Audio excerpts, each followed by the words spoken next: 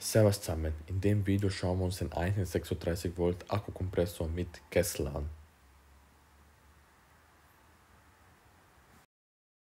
Packen wir ihn aus und schauen wir, was drinnen ist. Seht ihr, wie er zusammengepackt ist, tun wir ihn raus und schauen wir dann, wie er ausschaut. Seht oben einen schönen Griff, den finde ich gut, das passt, kann man schön packen, genau in der Mitte, Gewicht verteilt. Da hat man die Druckanzeige an Aus-Taste, da kann man weniger oder mehr Druck einstellen.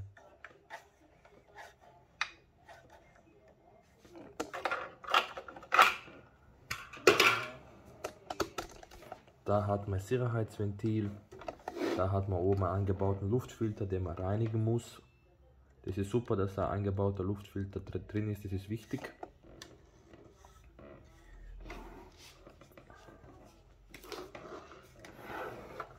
Da reindrücken, dann hat man da die Akkus, links und rechts.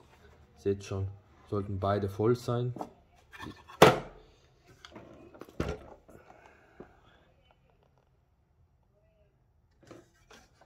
...130 Liter pro Minute Ansaugluft und so weiter, technischen Daten. 10,5 Kilo circa Gewicht. Und ja, das ist abgegangen. Ja, war schon so.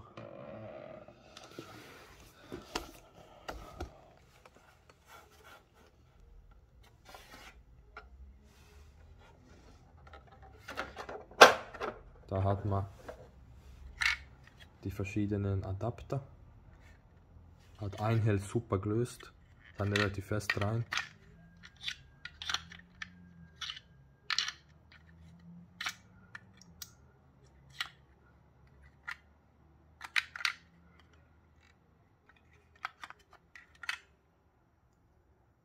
Das drauf, dann das.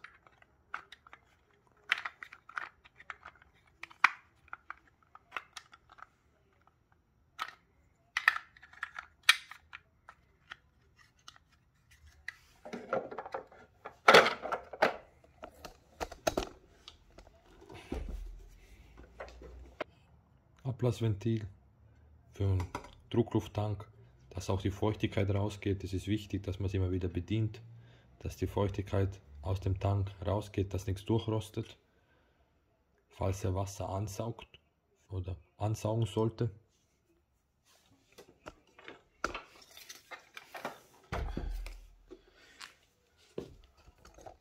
Raus.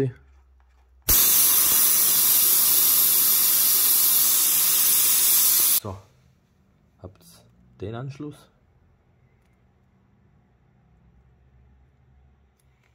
Da die Druckanzeige. Ist nicht ganz genau, was ich gemessen habe, ungefähr 0,1 bis 0,2 bar falsch. Also es zeigt ein bisschen zu viel an. Also wenn 3,5 steht, seien es 3,35 ungefähr. Habe ich mit dem Einhell CECC und mit dem AEG BK18C getestet. Aber das ist ja auch nicht zu vernachlässigen, muss ich sagen. Beim Reifendruck macht nochmal einen Unterschied, 0,2 bar mehr oder weniger. Aber ja, wenn man alle gleich aufpumpt, also das sollte jetzt nicht gefährlich werden, wenn man mit dem was aufbläst. Gefährlich wäre schon etwas mehr, aber das ist natürlich, Ungenauigkeit ist nicht gut, auf gar keinen Fall. Aber man kann ja anderes Zubehör kaufen, wenn ihm das nicht passt. Das ist ja nicht der Kompressor selbst, sondern das ist ja das Zubehör. Das ist ja nicht wie beim kleinen Akkukompressor, wie beim CECC und sowas, da wo das alles eingebaut ist, sondern das ist halt Zubehör und das kann man austauschen. So, dann haben wir gesagt, das haben wir, da kann man Luft ablassen, wenn man will, und ja, einfach normal bedienen.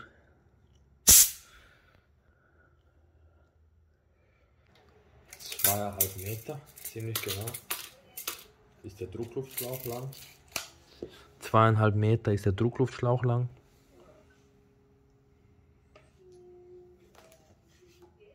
So, da schauen wir uns den Kompressortest an, oder den Reifentest, den ich immer gemacht habe.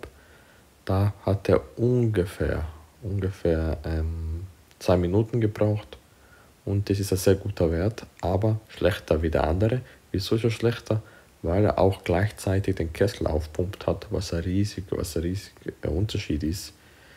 Der Kessel, der hat ja 8 Liter und der hat den auf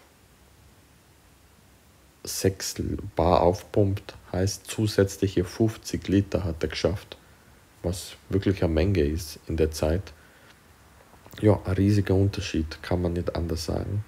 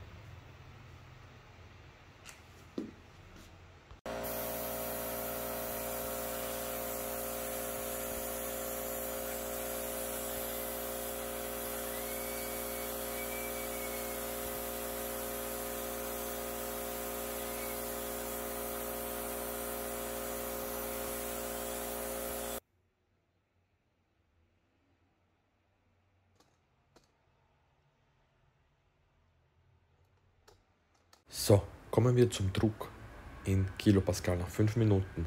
Der TEAC 3668 hat das geschafft, natürlich, ganz logisch, in 2 Minuten circa. Heißt, er ist etwas langsamer wie der 36,8.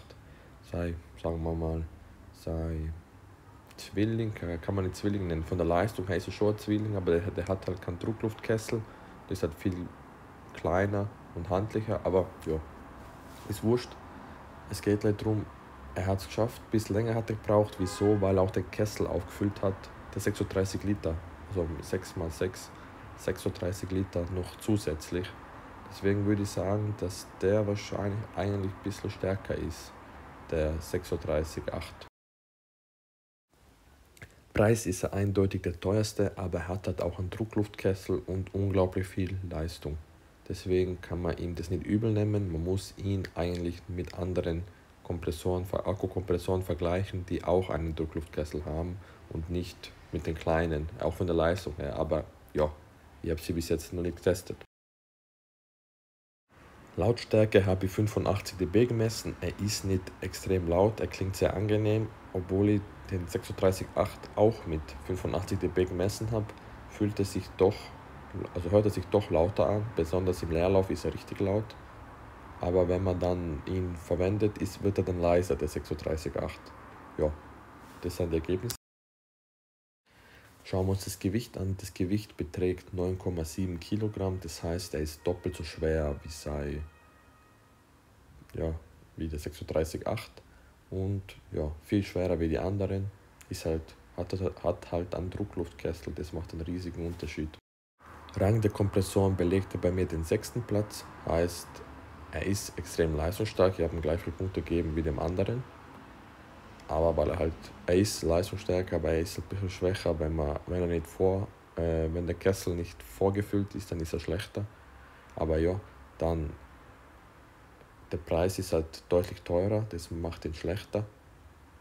Und eben das Gewicht, das zieht ihn alles runter, aber ist ein sehr guter Kompressor.